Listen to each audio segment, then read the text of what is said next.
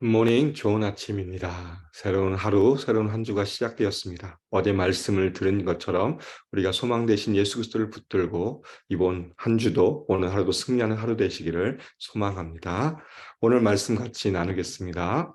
창세기 44장 1절부터 13절 말씀입니다. 창세기 44장 1절부터 13절 말씀입니다.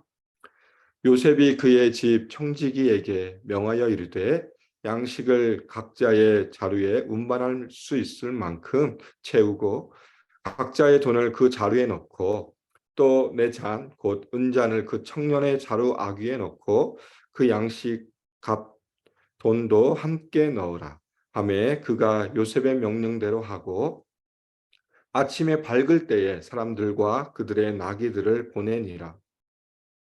그들이 성읍에서 나가 멀리 가기 전에 요셉이 청지기에게 이르되 일어나 그 사람들의 뒤를 따라가서 그들에게 이르기를 너희가 어찌하여 선을 악으로 갚느냐 이것은 내 주인이 가지고 마시며 늘 점치는 데에 쓰는 것이 아니냐 너희가 이같이 하니 악하도다 하라. 청지기가 그들에게 따라가서 그대로 말하니 그들이 그에게 대답하되 내 주여 어찌 이렇게 말씀하시나이까 당신들의 종들이 이런 일은 결탄코 아니하나이다. 우리 자루에 있던 돈도 우리가 가나안 땅에서부터 당신에게로 가져왔거늘 우리가 어찌 당신의 주인의 집에서 은금을 도둑질하리이까. 당신의 종들 중 누구에게서 발견되든지 그는 죽을 것이요 우리는 내 주의 종들이 되리이다. 그가 이르되 그러면 너희의 말과 같이 하리라. 그것이 누구에게서든지 발견되면 그는 내게 종이 될 것이요 너희는 죄가 없으리라. 그들이 각각 급히 자루를 땅에 내려놓고 자루를 각기 푸니 그가 나이 많은 자에게서부터 시작하여 나이 적은 자에게까지 조사하매 그 잔이 베냐민의 자루에서 발견된지라. 그들이 옷을 찢고 각기 짐을 나귀에 싣고 성으로 돌아가니라. 아멘. 오늘 우리가 살펴볼 창세기 44장은 크게 두 부분으로 되어 있습니다. 오늘 살펴볼 1절부터 13절까지 형제를 시험하는 요셉의 모습이 그려져 있고 또 내일 살펴볼 14절부터 34절의 말씀을 통해서 유다의 항변, 유다의 변호를 기록되고 있습니다. 오늘 본문은 요셉이 형들을 시험하는 이야기를 잘 보여주고 있습니다. 1절과 2절에 보니까 등장인물이 두 명이 나타납니다. 요셉과 청지기죠. 요셉이 청지기에게 이렇게 명령합니다. 양식을 각자 운반할 수 있을 만큼 자루에 채워주라. 그리고 그들이 가져온 돈을 그 자루로 다 채우고 또 하나 더 이야기하는 게 뭡니까?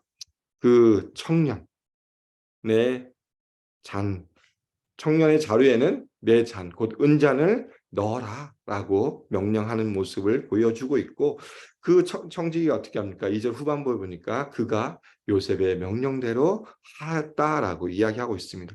요셉이 형들을 시험하고자 이렇게 준비하는 모습이고 청지기는 그 말을 듣고 그 모든 것을 준행하는 모습, 자루에 양식을 채우고 그들이 가져온 돈도 다시 넣고 또 막내 이 청년의 이 베냐민의 자루에는 돈과 양식뿐만 아니라 은잔까지 넣는 모습을 보여주고 있습니다. 그러면서 3절에 보니까 아침이 밝음에 사람들과 그들의 나귀를 보내니라. 이 사람들은 형제들입니다. 형제들과 그들의 나귀를 보내는 모습으로 이야기가 진행되고 있습니다. 그런데 어떤 일이 더 일어납니까? 4절과 5절에 보니까 그들이 성읍에서 나가 멀리 더 가기 전에 예? 이제 그들이 따라잡을 수 있을 만큼의 어떤 거리가 되니까 요셉이 다시 청지기에게 명령합니다. 너는 그들을 쫓아가라.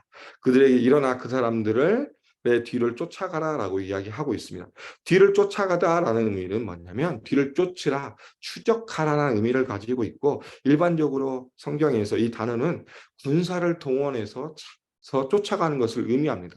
청지기 혼자 막 달려가는 것이 아니라 청지기가 가지고 있는 군사들을 데리고 가서 그들을 죄인을 쫓는 모습처럼 뒤를 쫓아가서 추격해서 그들을 잡으라라고 이야기하고 있고 그러면서 뭐라고 이야기하라고 합니까? 너희가 어찌하여 선을 악으로 갚느냐라고 이야기하고 있고, 이것이 내 주인이 가지고 마시며 늘 점치는 데에 쓰는 것이 아니냐? 너희가 이같이 하니 악하도다라고 이야기하라고 요셉은 청지기에게 이야기합니다. 그러니까 이 말을 들은 청지기는 또 어떻게 합니까? 처음에 1절과 2절에서 그 모든 것을 준비했던 청지기는 다시 요셉의 말을 쫓아갑니다. 똑같이 6절에 보니까 어떻게 합니까? 청지기가 그들을 따라가서 그대로 말하니라고 보여주고 있습니다.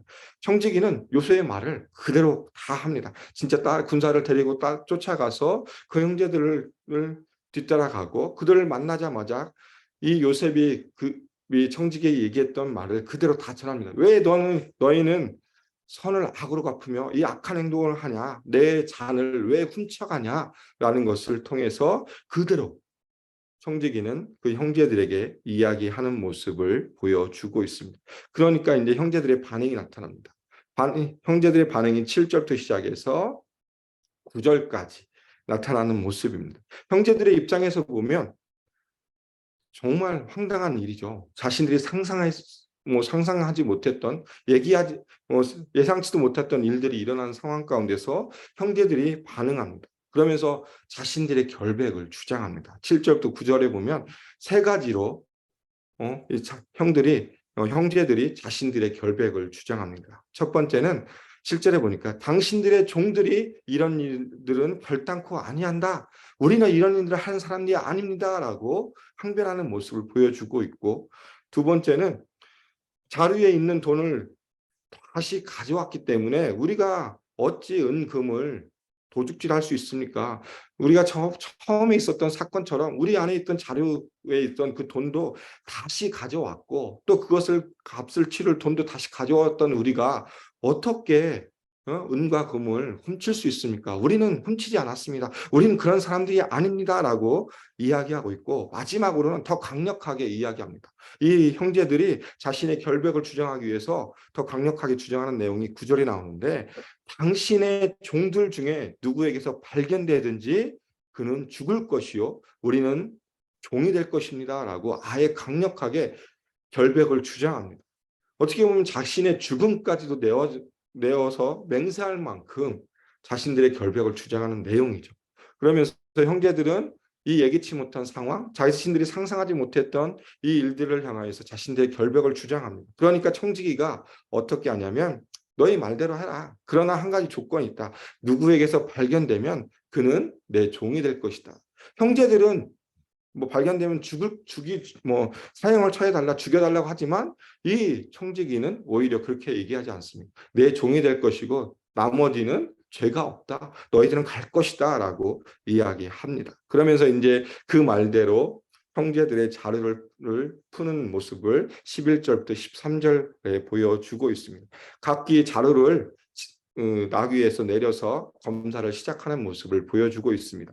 나이 많은 자 맞이죠. 우리 누우벤부터 시작해서 나이 적은 자, 막내 베냐민까지 각기 자료를 다 풀어서 검사하는 모습, 조사하는 모습을 보여주고 있고, 마지막에 보니까 누구에게서 은잔이 나타납니까?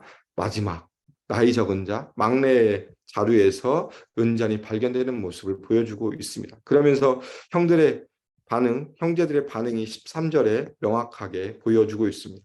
그들이 옷을 찢고 각기 짐을 나귀에 싣고 성으로 돌아가니라 라고 되어 있습니다. 형들의 반응이 나타나죠.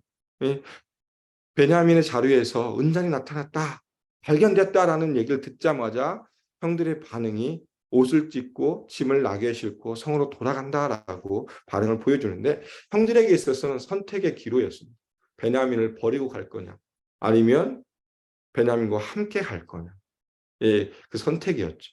근데 형들의 반응은 어떻게 합니까? 옷을 찢는다라는 걸로 표현해 주고 있습니다. 이 옷을 찢는다의 주체는 누구냐면 모든 형제들입니다. 모든 형제들, 11명의 모든 형제들이 자신의 옷을 찢는 모습을 보여주고 있고, 자신의 짐을 나귀에 싣고 성으로 돌아간다는 건 뭡니까? 다시 자신들이 처음 출발했던 그곳으로 돌아가는 모습을 보여주면서 형들의 선택이 뭐냐? 베냐민과 함께하는 모습을 보여주고 있습니다. 요셉을 팔아버릴 때의 모습하고는 많이 다르죠. 요셉을 팔을 때의 모습은 어땠습니까? 형들이 자기들이 가지고 있는 시기심, 요셉을 미워하는 그 마음을 표출하고자 요셉 자기의 형제인, 자기의 동생인, 자기의 아우인 어떻게 합니까? 요셉을 팔아버리는 사건이 나타나는데 이 사건 베냐민이 죄를 지었고 죽을 위기 또 종이 될 위기에 처해 있을 때 형들은 어떻게 반응하냐면 그 동생을 버리는 게 아니라 오히려 그 동생과 함께 내려가는 모습, 우애하는 모습을 보여주고 있습니까? 그러면서 함께 다시 성으로 돌아옴으로 인해서 그 다음 이야기가 어떻게 진행될 것을 또 한번 보여주죠. 용서와 화해의 모습을 그려주는 모습을 이야기해 주고 있습니다. 형들에게 있어서는 그런 베냐민에게 닥친 고난을 함께하는 모습을 보여주고 있죠. 함께 슬퍼하는 모습. 애굽에게 애굽을 향해 가는 상인들에게 요셉을 팔았을 때 옷을 찢은 사람은 누구였습니까? 야곱이었습니다. 아버지가 마음이 애통해서 옷을 찢었습니다. 그 요셉의 옷을 보고 마음이 애통해서 야곱은 자신 옷을 찢었고 형들은 뻔뻔하게 아무것도 하지 않았지만 이번 사건을 통해서 보여주는 것은 뭐냐? 베냐민이 이런 일들을 당하니까 자신들의 옷을 찢습니다. 자신들의 슬픔, 자신들의 고통을 느끼고 자신들의 아픔이라는 생각을 가져서 그들은 자신을 찢고 베냐민과 함께 돌아가는 모습, 그들이 성장하는 모습을 보여주고 있습니다. 요셉이 이렇게 형들을 시험한 이유는 뭘까? 형들의 성숙함을 시험한 거라고 생각되어집니다. 형들과 화해하고 싶고 형들을 용서하고 싶었던 그 마음에 요셉은 시험을 하는 모습을 보여주고 있습니다.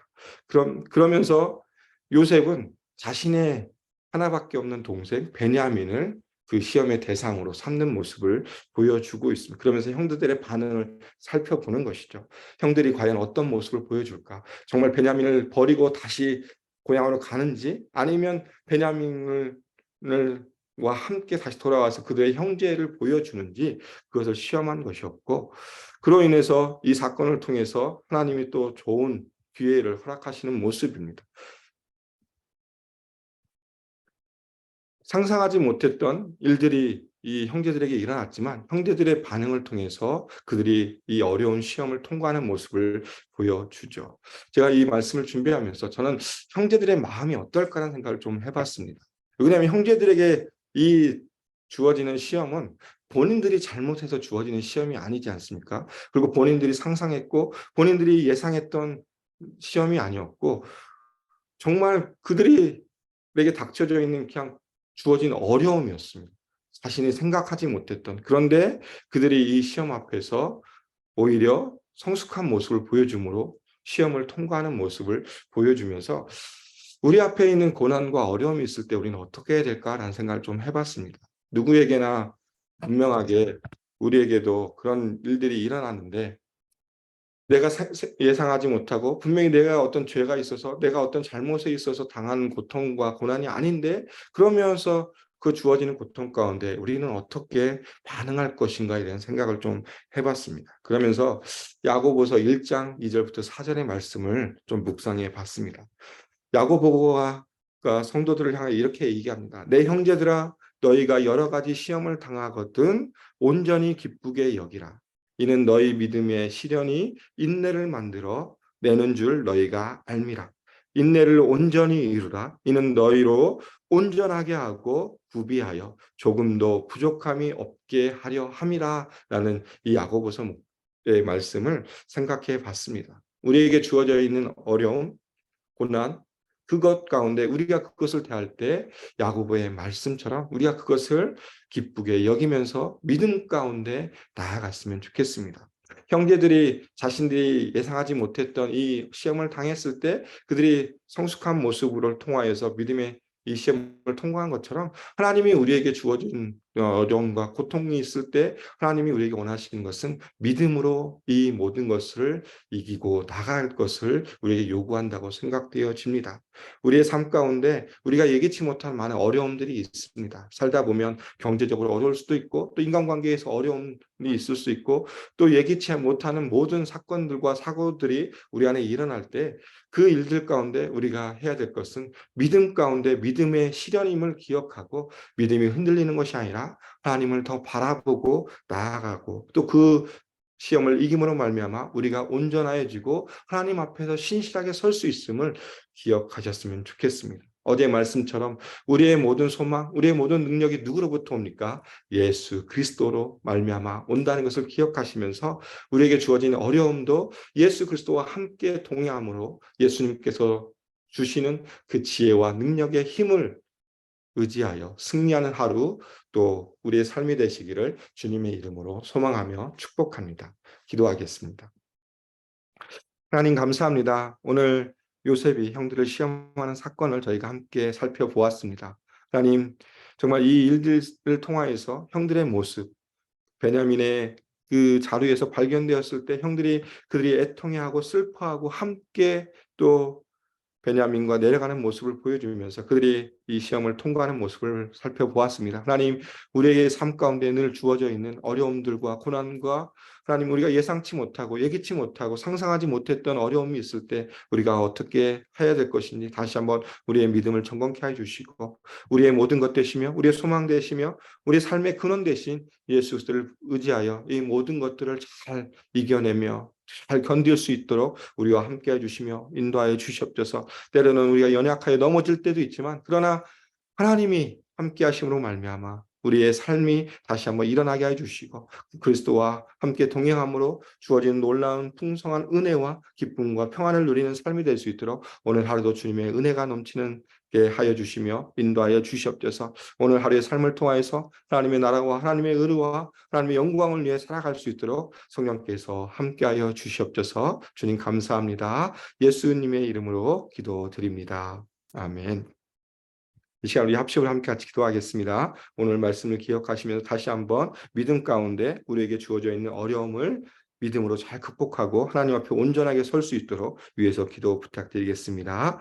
두 번째 기도해 주실 것은 예수 산책 AKPC 우리 교회 비전을 위해서 기도 부탁드리겠습니다. 말씀, 제자, 미션을 공동체로 우리 교회가 아름답게 세워지고 이 일들 가운데 애쓰고 수고하는 모든 리더십들께 성령의 충만함을 허락해달라고 기도 부탁드리겠습니다. 계속되는 임직자 교육을 위해서 기도해 주시고 또 친구야 응답하라 2040 우리 이번 토요일에 있을 행사를 위해 기도 부탁드리겠습니다. 또 많은 20대, 30대, 40대 젊은이들이 모여서 함께 아름다운 공동체를 이뤄가는 귀한 행사가 될 수 있도록 기도 부탁드리겠습니다. 마지막으로 나방공 모잠비크에서 선교하시는 박성원 선교사님과 또 우리 목장에서 후원하고 기도하는 선교사님을 위해 기도해 주시고 주의를 위한 기도 전성환 집사님 찰스 토마스 성도님, 유계선 집사님, 김영수 집사님, 손효순 집사님, 김기용 권사님, 조현철 집사님을 위해서 기도하고 일상의 삶으로 나아가겠습니다. 기도하시겠습니다.